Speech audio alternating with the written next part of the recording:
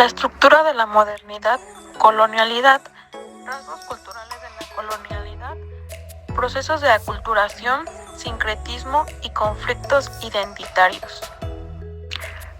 La colonialidad opera en todas las ausencias que trae el relato consagrado de la modernidad europea, todas aquellas experiencias y perspectivas que fueron silenciadas y oscurecidas. Es muy importante en este caso observar las constancias pasivas del tiempo verbal, oscurecidas y no oscurecidas, es decir, fueron marginadas, acalladas y pisoteadas por los dominadores. La historia de Europa se trazaba como una línea evolutiva y endógena que atravesaba los siguientes puntos álgidos: Grecia, Roma, cristianismo, renacimiento, reforma e ilustración. Europa poseía características internas excepcionales que le permitieron superar a través de su racionalidad a todas las demás culturas. Europa, dentro de semejante esquema, se habría desarrollado de forma autorreferencial en un despliegue lineal y autopoético que comenzaba en la antigua Hélade y desembocaba en la Revolución Francesa. Pero tal periodización, recalca Dussel, es completamente mitológica, porque hablamos en última instancia de una colonialidad del tiempo histórico. Se dijo durante mucho tiempo que la modernidad empezó cuando Gutenberg inventó la imprenta, pero ya sabemos que fueron los chinos los que inventaron muchos siglos atrás, para ser exactos en el siglo VI, y no solo la imprenta, sino multitud de técnicas y tecnologías que presuponemos genuinas de la inventiva europea, fueron en verdad desarrolladas por China con bastante antelación.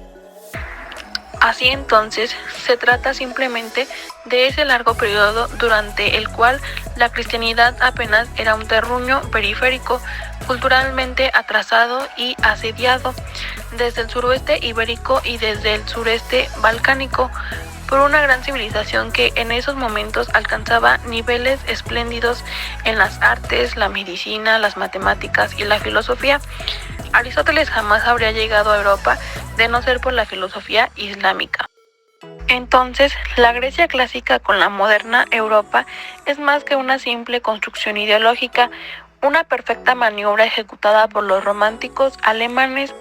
Para los griegos clásicos, de hecho, la Europa occidental era un territorio de bárbaros, una geografía que no pertenecía a su mundo, pero incluso la posmodernidad, que no dejaba de ser una crítica eurocéntrica al eurocentrismo, apenas pudo escapar al flujo hechizante del semejante relato. Es más, según Mignolo, ni siquiera la teología de la liberación o el marxismo han podido avanzar lo suficiente hacia una ruptura epistémica total con la colonialidad del poder. El eurocentrismo surge cuando la historia provincial de Europa pretende ser el cauce principal y esencia de la historia universal. Querían y creían que eran el centro de todo el universo y que eran los más desarrollados en todos los aspectos. Y es así, en definitiva, que las historias locales europeas han sido proyectadas en diseños globales. En este mismo sentido, también se sostiene una tesis contundente: modernidad y colonialidad son dos nociones mutuamente correlativas, o dicho de otra forma, a la modernidad europea le son inherentes el colonialismo económico, político y militar, y la colonialidad epistémica, lingüística, simbólica y discursiva. Aníbal Quijano señaló que América fue el escenario donde el colonialismo europeo fue derrotado en su aspecto político formal por primera vez. Sin embargo, la estructura colonial del poder produjo otras condiciones culturales que solidificaron y perpetuaron en la vida sociopolítica de las jóvenes repúblicas recién emancipadas. La sobreexplotación económica de los pobladores originarios fue acompañada de un proceso muy profundo de colonialidad cultural que se prolongó secularmente en el tiempo, incluso cuando tal explotación había ya dejado de ser masiva y explícita. Existe una estructura colonial de larga duración que articula una gramática de dominación subyacente que continúa siendo la matriz que en la contemporaneidad explica multitud y estratificaciones y exclusiones. Mignolo, en esa misma estela, enfatiza que la emancipación política, siempre relativa por lo demás, desde luego no fue acompañada de una decolonización epistémica. Ni siquiera las rebeliones encabezadas por Tomás Katari o Tupac Amaru II o los negros de Haití lograron deshacerse por completo del yugo epistémico europeo. Max Weber, gran forjador del relato eurocéntrico, construyó su noción de progresiva racionalización del universo cultural y espiritual europeo, aseverando que fue el único en haber logrado alcanzar un estatus de genuino y verdadero conocimiento.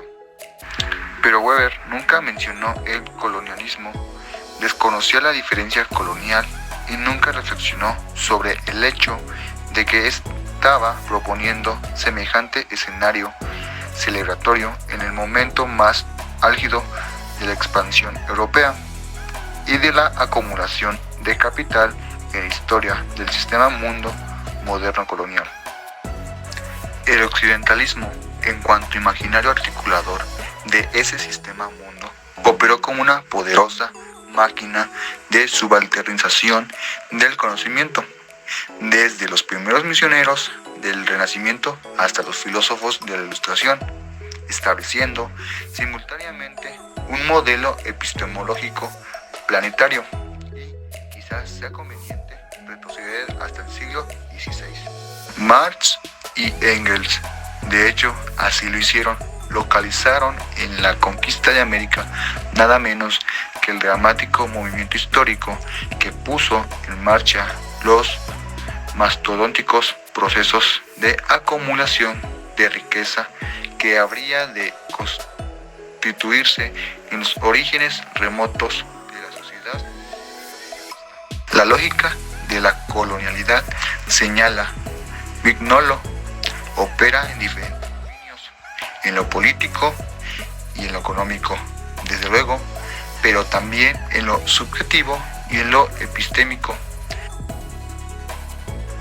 Rasgos culturales de la colonialidad, procesos de aculturación, sincretismo y conflictos identitarios. A lo largo de la historia siempre se ha vivido entre luchas de poder, tanto en el día a día de la flora y fauna como en la misma sociedad. Desde hace tiempo, cuando el ser humano comenzó a reunirse con las demás personas y se formaron las primeras polis, todas ellas con el paso del tiempo buscaban expandir su territorio, de tal manera que al ser vecino de otra ciudad, una de estas ciudades comenzaba a prepararse para apoderarse del territorio y convertirlo en parte del suyo, para así controlar una región más grande y con el tiempo obtener más poder territorial. En este video abordaremos los temas de la colonialidad, procesos de aculturación, sincretismo y los conflictos identitarios. La colonización se define como la relación de dominación directa, política, social y cultural de los europeos sobre los conquistados de todos los continentes.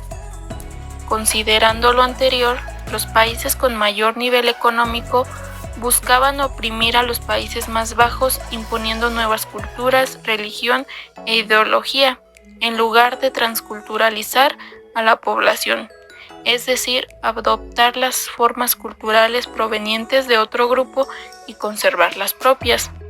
Aculturación es un proceso dinámico que ocurre cuando dos grupos culturales autónomos están en contacto constante, donde uno y otro buscan provocar un cambio hacia una cultura o hacia ambas, dependiendo de la relación de poder que se establezca. Esto ocurre a nivel de grupo y a nivel de individuo.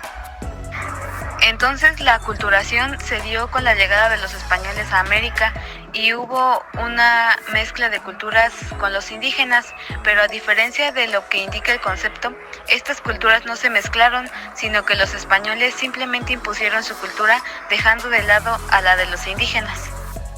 Otro punto importante es el sincretismo, que es una forma de mezcla religiosa que surge cuando se produce una reinterpretación de los valores y normas asimiladas, Se valora y se ve lo recibido de otra cultura a través de su propia cultura.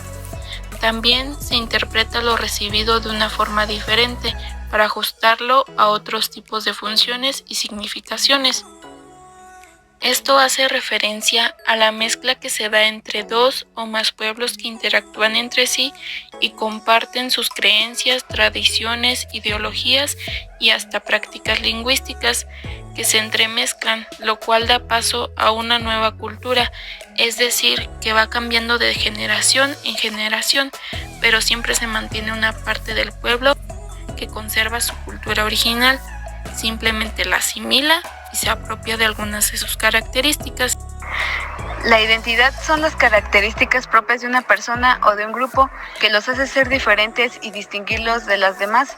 La identidad de una persona se va formando prácticamente desde que nace, pues el ambiente también contribuye en su construcción personal de su identidad.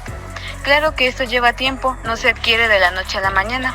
Como lo mencionamos anteriormente, hasta el lugar en donde nacemos forma parte de la identidad, al igual que la familia, pues depende de los valores que se inculquen, las tradiciones, el lenguaje y la religión, que le permitirá adquirir las características necesarias que desee.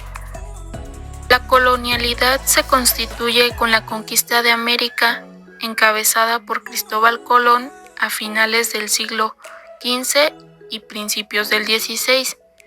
Él y sus tripulantes navegaron por el Océano Atlántico, llegando así a América. Posteriormente, nuevos grupos de europeos se fueron desplazando hacia América, aprovechándose de las rivalidades y enfermedades que había en los pueblos nativos para establecer su dominio en gran parte del continente.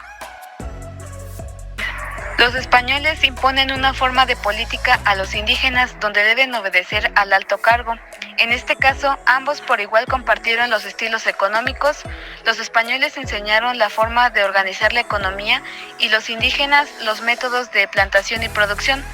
En América, a los indígenas se les impuso el evangelio como la única religión. La vida de los pueblos americanos cambió. Llevaron nuevas instituciones políticas, económicas y además adoptaron la religión cristiana, y poco a poco la cultura de los españoles e indígenas se fue mezclando con las tradiciones de los pueblos africanos que fueron llevados a América. A partir del siglo XVI, en Hispanoamérica lentamente fueron llevadas nuevas sociedades que fueron el resultado del intercambio cultural entre españoles, indígenas y africanos. La raza se convirtió en el primer criterio fundamental para la distribución de la población mundial de los rangos, lugares y roles en la estructura de poder de la nueva sociedad. Todas las formas de control y de explotación del trabajo y de control de la producción, apropiación y distribución de productos fueron articuladas alrededor de la relación capital-salario y del mercado mundial. Quedaron incluidas la esclavitud, la servidumbre, la pequeña producción mercantil, la reciprocidad y el salario. Con la llegada de los españoles se impuso una sistemática división radical del trabajo. En algunos casos, la nobleza india, una reducida minoría, fue eximida de la servidumbre y recibió un trato especial. También le fue permitido participar en algunos de los oficios en los cuales eran empleados los españoles que no pertenecían a la nobleza. En cambio, los negros fueron reducidos a la esclavitud. Los españoles y los portugueses, como raza dominante, podían recibir salario, ser comerciantes, artesanos, agricultores, productores de mercancías. No obstante, solo los nobles podían participar en los puestos altos y medios de la administración colonial, civil y militar. Esta distribución racista del trabajo al interior del capitalismo colonial se mantuvo a lo largo de todo el periodo colonial.